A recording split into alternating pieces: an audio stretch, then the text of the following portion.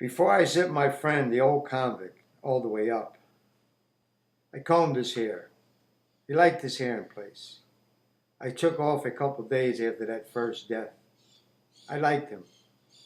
I wanted to wash the smell of death off me. That takes time. I washed down and zipped up 7 men. I still smell the death years later. Ladies and gentlemen, welcome to another segment of The Fourth World. What I just read was a short story that was fortunate enough to get published in Writer's Notes magazine. And the story is titled The Writer's Pride. And I was at Springfield another time, and of course put in a hole. And one night I was approached by staff, and they wanted to know if I wanted a certain job. And this certain job would be in what you call morning watch, the hours from midnight to 8. And in this particular job, no one wanted.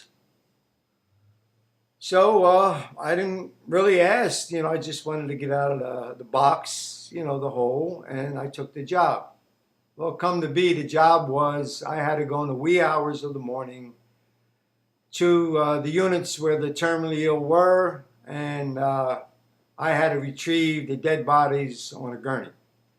There were bodies with a sheet draped over them. Of course, they were handcuffed, and I would wheel the gurneys with the bodies on them down to a certain place. And this place had a slab.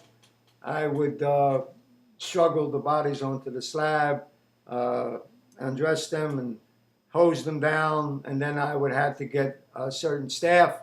Basically, it was a prison morgue, and the staff would take pictures. The reason they took pictures to make sure there was no bruises, no stab wounds. This terminal, poor soul, died a natural death. And what I just read about combing the hair, one of them that I wheeled down on a gurney and hosed him down was a friend of mine, and he was meticulous about his hair, so I made sure that his hair was combed the way he liked it. And in the course of time, I did many men, and it still stays with me today. The ones that were cleaned and put in a body, naked in a body bag, some of their families would retrieve them. The poor souls who had no family retrieved them.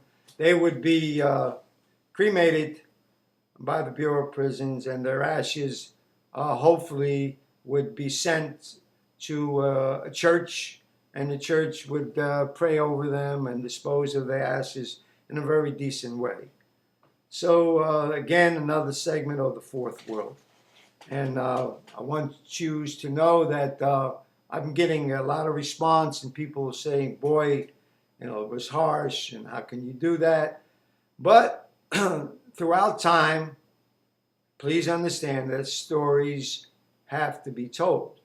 And these are my stories that I feel that should be told because, I was put away for over 3 decades, way too long, and now I'm relaying this out there to the free world. And, it's a lot of messages. I don't want anybody to make the mistakes that I made. Please, out there, don't throw your life away like I did. Thank you. I look forward to seeing you again.